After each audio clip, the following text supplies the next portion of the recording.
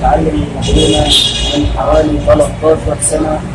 بقالي 13 سنة بعزف مقرونة بقالي 13 سنة. المقرونة دي آلة بدوية وبتستخدم في الأغاني البدوية وإحياء التراث البدوي، بما إنها آلة قديمة وآلة مصنوعة من آلات يعني من الطبيعة أو من البوص اللي هو الغاب أو البوص المجوف. إحنا بنستخدمها كبد، ويعني أنا من ضمن الناس اللي حبيتها وخدتها يعني كهواية ثم عمل. لازم الهواء يكون متواصل.